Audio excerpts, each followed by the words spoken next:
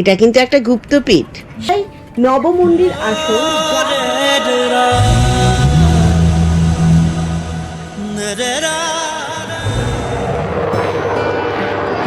এখন আমরা প্রবেশ করব আর এই মন্দির প্রচন্ডই জাগ্রত। গুরু মাতা আর গুরুদেবের মূর্তি।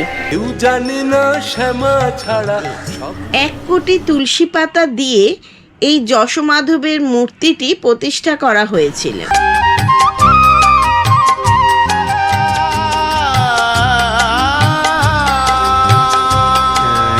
ভারতবর্ষে এরকম মূর্তি আমার জানা নেই।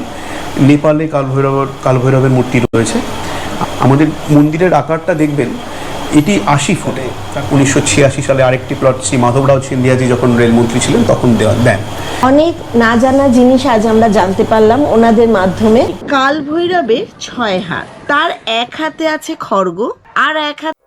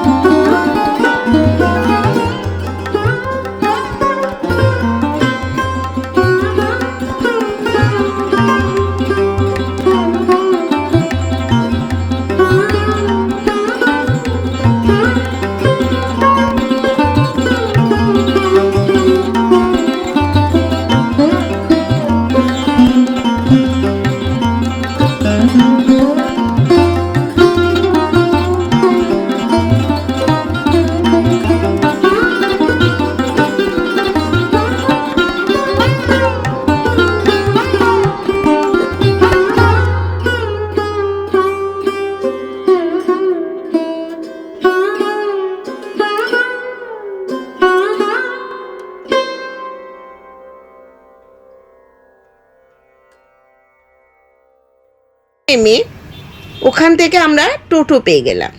10 টাকা প্রতিজন। 10 মিনিটের মধ্যেই কিন্তু আমরা পৌঁছে গেলাম তারাশঙ্করী পীঠে। এটা কিন্তু একটা গুপ্তপীঠ। নবমন্দির আসন যা দেখতে হলে আমার মতো আপনারাও যারা মায়ের ভক্ত তারা প্রত্যেকেই একবার হলেও আসবেন।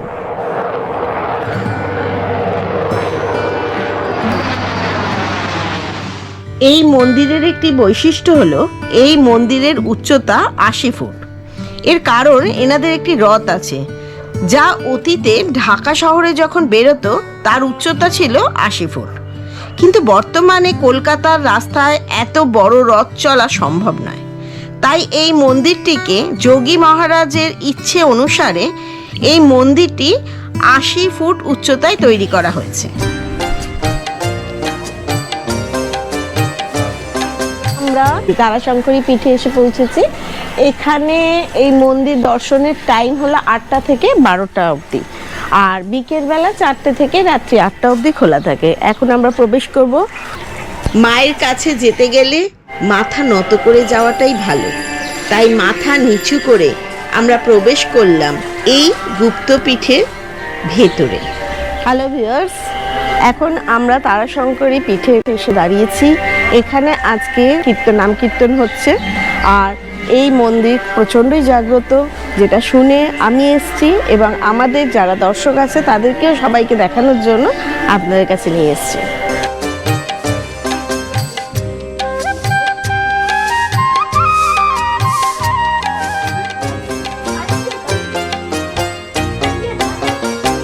দেখুন গুরু মাতা আর গুরুদেবের মূর্তি, কত সুন্দর মূর্তি তাদের, অসাধারণ মূর্তি, যেন দেখে মনে হচ্ছে জীবন্ত। এরপরে আরেকটু এগিয়ে গিয়ে ডান দিকে সংকটমোচন হনুমানজির মন্দির।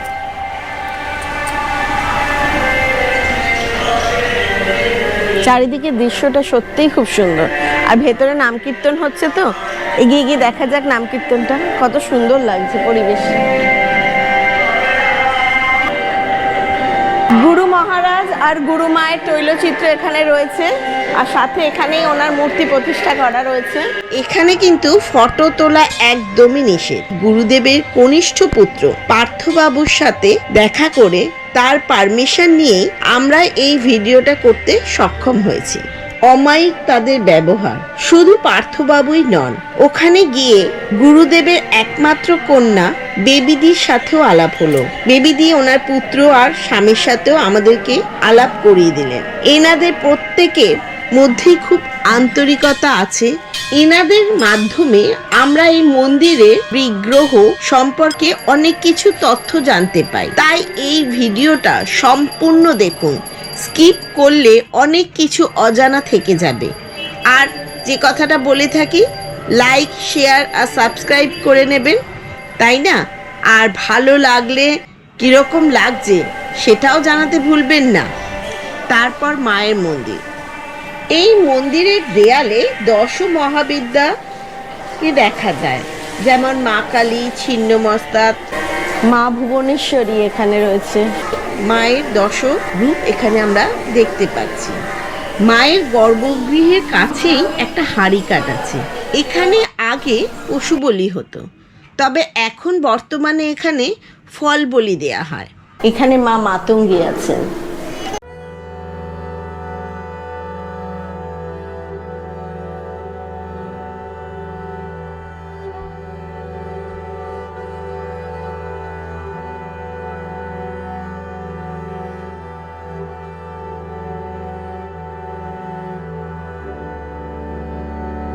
গৃহের পাশ দিয়ে যে সিঁড়িটা ওপরের দিকে উঠে গেছে, এখানেই রয়েছে যশোমাধবের মূর্তি।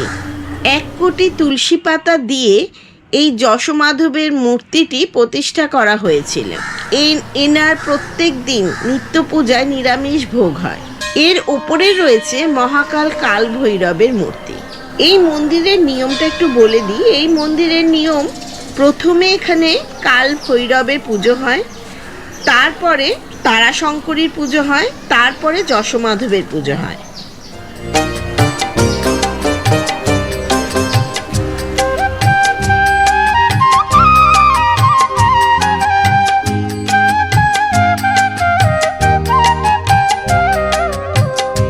আকাশের দিকটা একবার দেখুন, লক্ষ্য করুন, আকাশের রূপটাই যেন পাল্টে গেছে।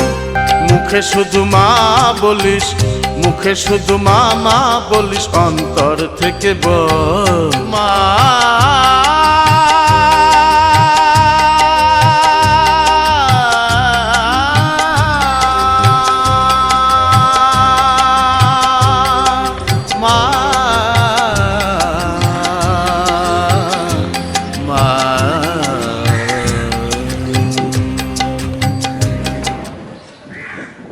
এরপরে আমরা আসি ওনাদের ট্রাস্ট অফিসে। আমি সেক্রেটারি। আচ্ছা, উনি সুমিত বাবু। উনি হচ্ছে অ্যাসিস্ট্যান্ট সেক্রেটারি। আচ্ছা, ও অ্যাসিস্ট্যান্ট সেক্রেটারি। আচ্ছা, আমাদের প্রেসিডেন্ট স্বামী শিবানন্দ, আচ্ছা।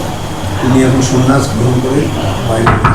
আমি আজকে সকালবেলা থেকে এখানে এসেছি তারাশঙ্করী পীঠে।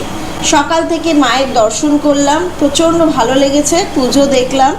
আর এখন এই মন্দিরের ট্রাস্টির সাথে আমি একটুখানি আলাপ করতে চাইছি। ওনার সাথে আপনার নামটা একটু বলবেন। নমস্কার, আমার নাম দেবর্ষী চক্রবর্তী। দেবশ্রী চক্রবর্তী। আমি বর্তমানে তারা মন্দির ট্রাস্টের অ্যাসিস্ট্যান্ট সেক্রেটারি। আচ্ছা, যদি কিছু বলেন এই মন্দির সম্পর্কে, তাহলে পারে আমার যারা দর্শক রয়েছে তারা এই মন্দির সম্পর্কে একটু জানতে পারে। দেখুন, এই মন্দির প্রতিষ্ঠা করেছিলেন যোগী মহারাজ পরেশচন্দ্র রায় মৌলিক। 3 তলায় অবস্থিত মহাকাল ভৈরব। মহাকাল ভৈরব কালেরও ঊর্ধ্বে। ভারতবর্ষে এরকম মূর্তি আমার জানা নেই। নেপালে কাল ভৈরবের মূর্তি রয়েছে। আর এখানে কাল ভৈরবের মূর্তি প্রতিষ্ঠিত হয় 1984 সালে। সেই থেকে কালভৈরব বাবারও এখানে নিত্য পুজো হয়।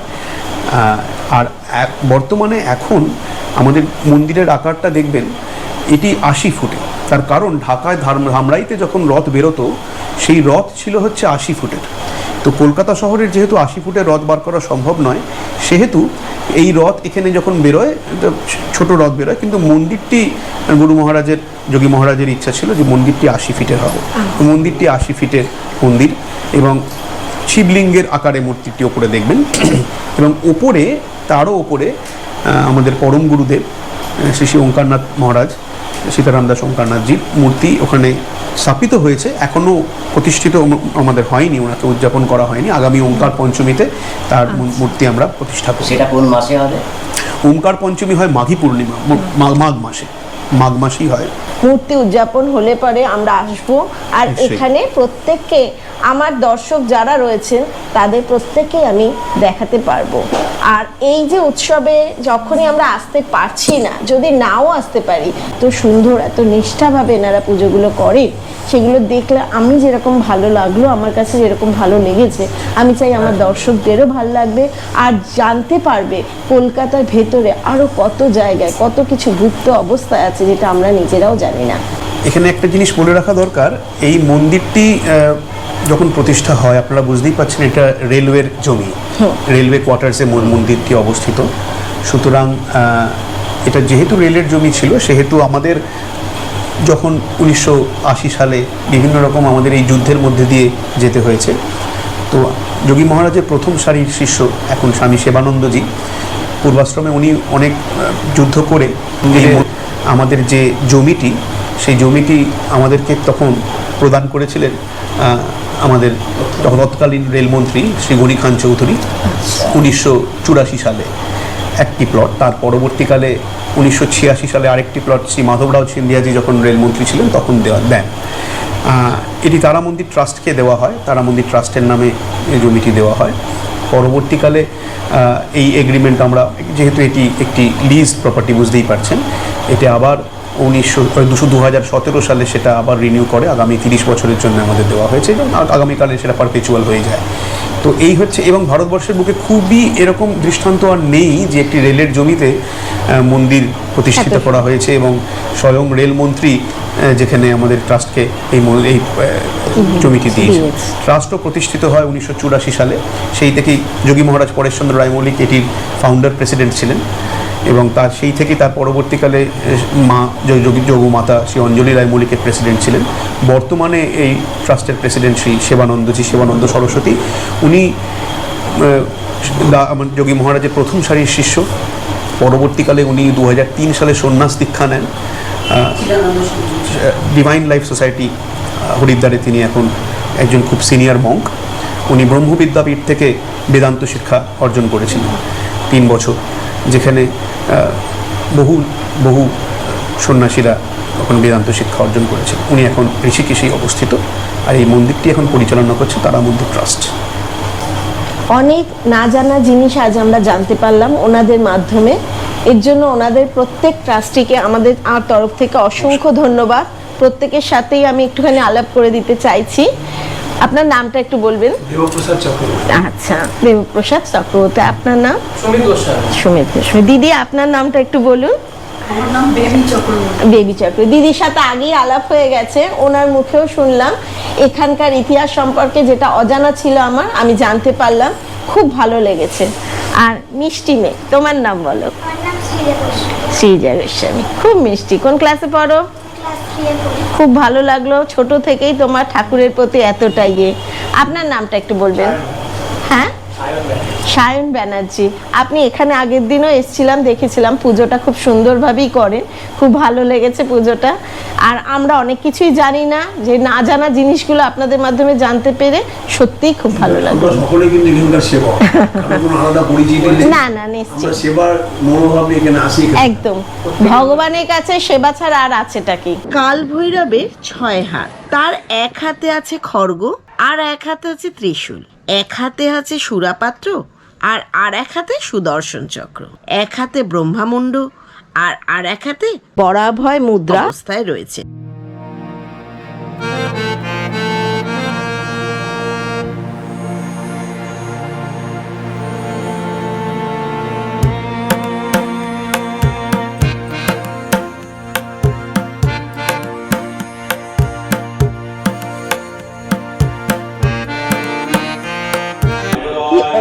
অসাধারণ। এখানে যিনি ডমরু বাজাচ্ছেন, অসাধারণ তার ডমরু বাজানোর ওপরে আয়ত্ত। আমরা এই ডমরু বাদক শ্রী তপজিতের সাথে আপনাদেরকেও আলাপ করব।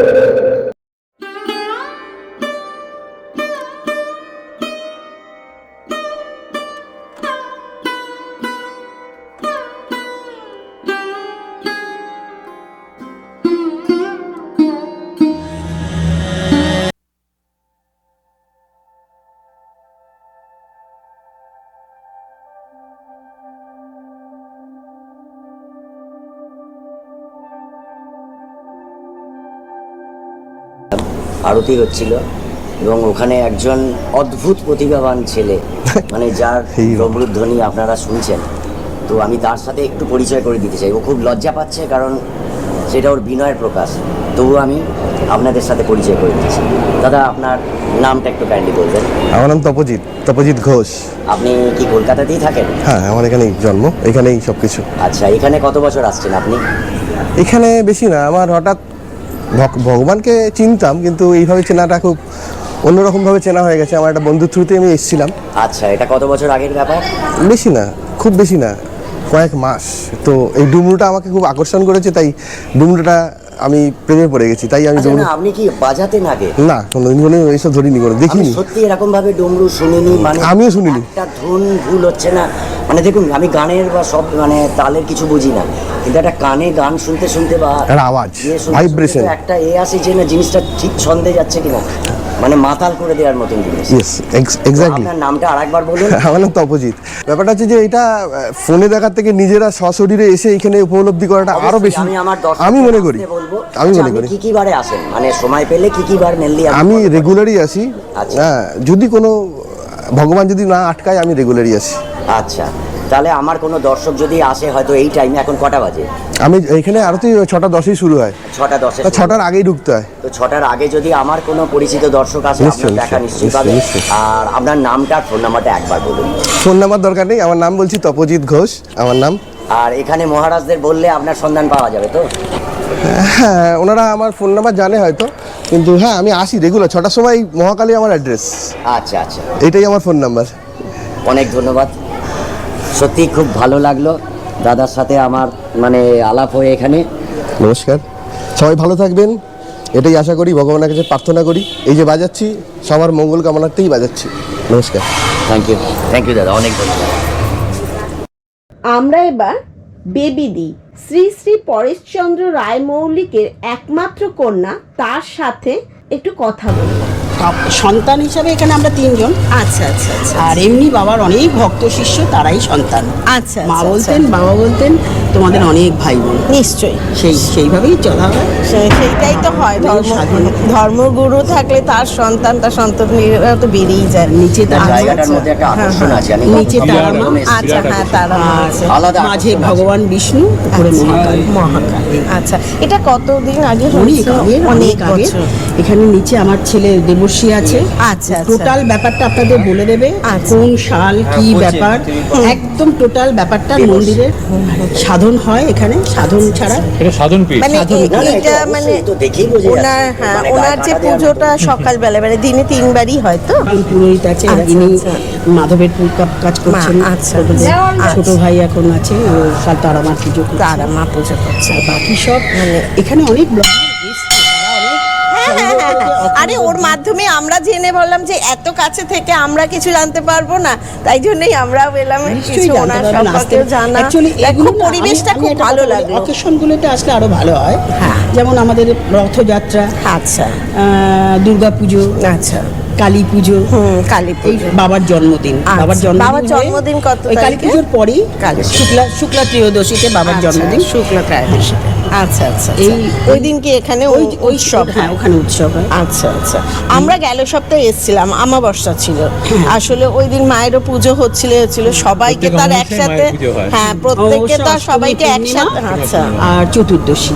আচ্ছা আচ্ছা, এতে মায়ের অ্যাকচুয়ালি এই ভিডিওটার মাধ্যমে আমি আমার দর্শকদের একটু জানাতে চাই যে কলকাতার বুকেও আছে কিছু। এত জাগ্রত মানে সত্যি। একবার যারা আসবে, আমার তো মনে হয় যে সবাই একটা তো আনন্দের তারাপীঠ, এই দক্ষিণেশ্বর, এই অনেক দূরে দূরে যায়। আর প্রত্যেকটা কলকাতার জায়গারই মধ্যেই মাহাত্ম্য যে আলাদা, এত বড় প্রত্যেকটা মাহাত্ম্য, জায়গারই এত বড় গুরুত্ব একটা আলাদা। পুজো, এটারও মানে গুরুত্ব এত দারুণ। সুন্দর। মানে বাবার একটাই কথা, রমণীকে জননী হিসাবে পুজো করো।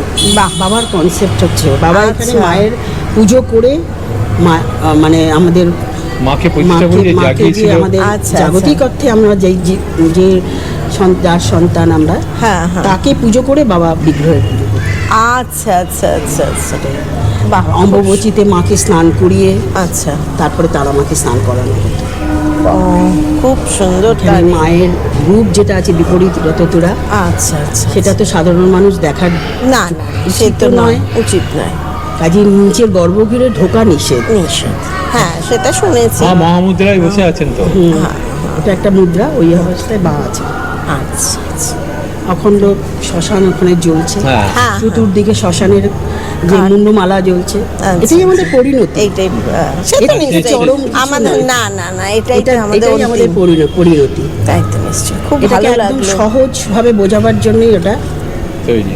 দেখুন এই জিনিসগুলো যে জানতে পারলাম, আপনার সাথে না কথা বললে আমরা কি জানতে পারতাম? আমরা এখানে সম্পর্কে কতটা জানি, ওই জানবো বলেই আপনাকে। আর সত্যের পুজো, বাবা বলতেন সাধন একমাত্র সত্য দিয়েই হয়, নিশ্চয়ই, মিথ্যা দিয়ে কিছু হয় না না না না। সত্যের পূজা, সত্য দিয়ে সাধন। নিচে যে শিবলিঙ্গ রয়েছে, এটা কি এটা দ্বাদশ শিবলিঙ্গ আছে? এটা হচ্ছে বানলিঙ্গ, এটা সব আচ্ছা, আচ্ছা। ইয়ের থেকে এসছে আমাদের নর্মদা নদী থেকে। নর্মদার থেকে। নর্মদা থেকে হ্যাঁ, নিয়ে আসা এখান হয়েছে থেকে পাওয়া যায় না এটা। দ্বাদশ শিবলিঙ্গ। বানলিঙ্গ শিব। আচ্ছা আচ্ছা, দ্বাদশ শিবলিঙ্গের ওপরই নিয়ে নিয়ে এসেছেন। এনেছেন। হ্যাঁ, তারপর বাহ, ওখানে আশ্রম আছে তো। আর সবচেয়ে বড় উনি তো এখানে সন্ন্যাস নিয়েছেন হ্যাঁ। ডিভাইন লাইফ সোসাইটিতে। আচ্ছা। এখান থেকে করার পর, এখান থেকে যাওয়ার পর ওখানে উনি একটা অবস্থাতে আছেন এখন, 81 বছর বয়স। হ্যাঁ। উনি ঋষিকেশে আমি ঋষিকেশে গিয়েছিলাম। ডিভাইন লাইফ সোসাইটি চিদানন্দ স্বামীজির কাছ থেকে উনি সন্ন্যাস পেয়েছেন। ভীষণ ত্যাগী মানুষ, বৈভব ছেড়ে উনি চলে গেছেন। যোগী মহারাজ পরেশচন্দ্র রায় মৌলিক, তিনি 40-এর দশকে কলকাতায় আসেন বাংলাদেশ থেকে। আমাদের যোগী মহারাজের জীবনী, আমাদের যোগী মহারাজের প্রথম সারির শিষ্য শঙ্কর শিকদার বলে একজন, তিনি লিখেছিলেন। সেই বইতে কিছু তথ্য রয়েছে, সেই তথ্যের ভিত্তিতে বলি। 1946 সালে উনি কলকাতায় আসেন, তারপরে তারা মন্দির প্রতিষ্ঠা হয়। অনেক 1950-এর দশকে এই মন্দির একটি টিনের চালার মন্দির ছিল, সেখান থেকে মন্দির তারপরে আস্তে আস্তে একতলার মন্দির তৈরি হয়। প্রথমে পঞ্চমুণ্ডির আসন তৈরি হয়, তারপরে পরবর্তীকালে 60-এর দশকে নবমুণ্ডির আসন তৈরি হয়। আমাদের এই মন্দিরে 3 বিগ্রহ প্রতিষ্ঠিত। তারামায়ের মূর্তি তো বললামই, তারামা 3 রূপে এখানে অবস্থিত: নীল সরস্বতী, উগ্রতারা ও একজটা। এবং এখানে ভৈরব, অকব্য ভৈরব।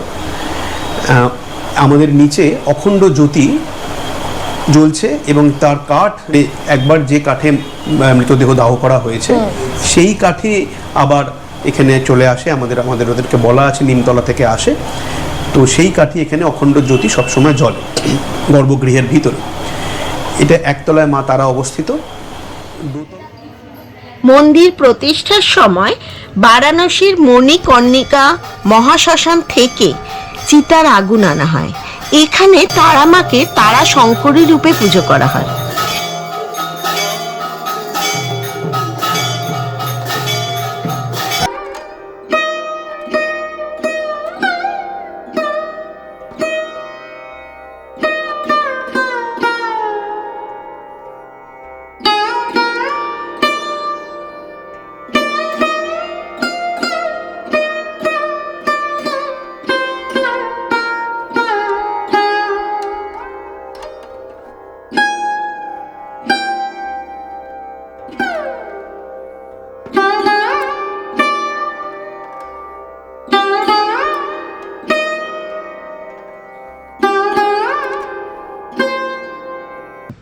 একজটা, উগ্রতারা ও নীল সরস্বতী। গর্ভগৃহে অখণ্ড জ্যোতি সব সময় জ্বলছে। এই জ্যোতি যে কাঠ রয়েছে সে কাঠ কিন্তু কোনো সাধারণ কাঠ নয়। শ্মশানের শবদাহের পর যে অবশিষ্ট আতপোড়া কাঠ পড়ে থাকে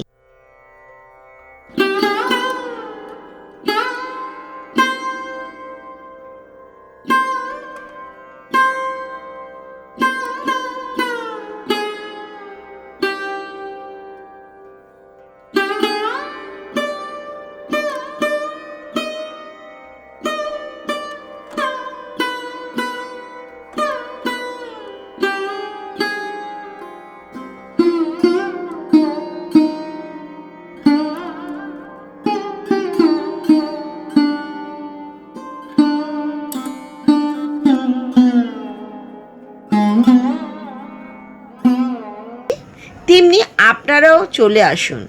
যারা মায়ের ভক্ত তারা প্রত্যেকেই একবার হলেও এখানে এসে ঘুরে যাবেন। মায়ের এই রূপ দেখে আমাকে একবার কমেন্ট করে জানাবেন কীরকম লাগলো। দেখুন মাকে কি সুন্দর করে সাজানো হচ্ছে। মা তারা শঙ্করীর গর্ভগৃহে যে অখণ্ড জ্যোতি জ্বলছে তা আমরা আপনাদেরকে দেখাতে পারছি না, কেননা ছবি তোলা তো দূরের কথা, সাধারণের জন্য ভেতরে প্রবেশও নিষেধ।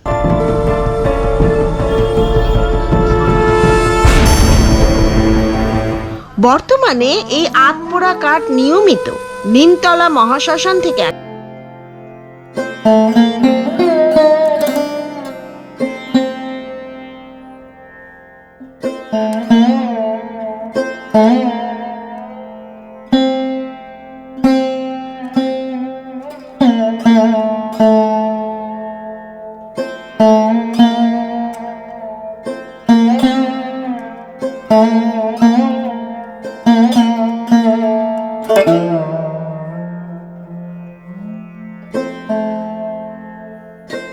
বিষ্ণু ভগবানের মূর্তি, শঙ্খচক্র গদাপদ্ম। এই যশোমাধবদেব 1977 সালে আমাদের এখানে প্রতিষ্ঠিত হয়, প্রতিষ্ঠিত এখানে কোটি তুলসী দিয়ে প্রতিষ্ঠা করা হয়। 1 বছর ব্যাপী কোটি তুলসী প্রদান করা হয়। তারপরে 1978 সালে যশোমাধবদেবের মূর্তি প্রতিষ্ঠিত হয়। এই সবই ওই বইতে কথিত রয়েছে। এবং এই যশোমাধবের একটি হিস্ট্রি মানে ইতিহাস রয়েছে। এই যশোমাধব ঢাকার ধামরাইয়ের জেলা, সেখানকার যশোমাধব কথিত আছে এবং বহু পুরনো ইতিহাস। মাধবদেবকে খুঁজে পেয়েছিলেন রাজা যশোপাল। উনি প্রতিহার বংশের শেষ রাজা ছিলেন। তো উনি অভিশপ্ত হন, ওনার বংশ বিলুপ্ত হয়ে যায়। তারপরে পাল বংশ তাকে উদ্ধার করে। রামজীবন রায় মৌলিক আমার দাদুর পূর্ব বংশ, মানে পরেশচন্দ্র রায় মৌলিকের পূর্ব বংশ উনি ছিলেন। আমার দাদু হচ্ছে নবম পুরুষ। আচ্ছা, তো ওই ঢাকাতেই ওনাদের মূর্তি প্রতিষ্ঠিত হয় যশোমাধবদেব একটি নিমকাঠে নিমদারু কাঠে। বহুবার ওখানেও কিন্তু এই বহু মানে 400 এবছর যেরকম আমাদের রথযাত্রার 437তম বছর ছিল, সুতরাং এটি দীর্ঘব্যাপী একটি ইতিহাস। এখানে আবার আমার গুরুমা শ্রী অঞ্জলি রায় মৌলিক স্বপ্নাদিষ্ট হন এবং সেই একই নিম কাঠে যশোমাধবদেব এখানে নির্মিত হন এবং সেই যশোমাধবদেব প্রতিষ্ঠিত হওয়ার পরে রথযাত্রা এখানে যেরকম হয়, এখান থেকে যশোমাধবদেব রথযাত্রা বেরোয় এবং হাতিবাগানে তার মাসির বাড়িতে যেরকম 9 দিনের দিন তারপর ফেরত আসা হয় যশোমাধবদেব। এই হলো যশোমাধবদেবের ইতিহাস। আজও যশোমাধবদেবের নিত্য পুজো হয়। যশোমাধব সম্পর্কে অনেক কিছুই আমরা জানতে পারলাম, যা কিনা আমাদের কাছে অনেকটাই অজানা ছিল। কত নিষ্ঠা ভরে সমস্ত নিয়ম মেনে এই যশোমাধবের পুজো করা হচ্ছে।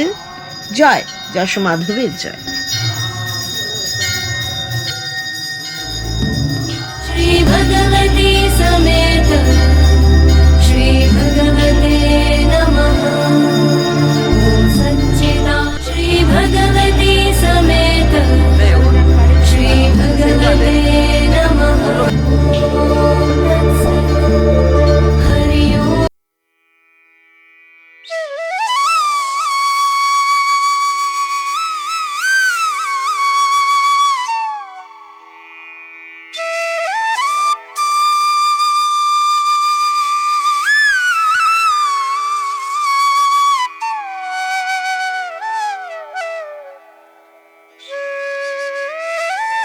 কে প্রচন্ড ভাগ্যবান মনে হচ্ছে, কেননা আজ যশোমাধবের চরণ দর্শন করতে পেলাম।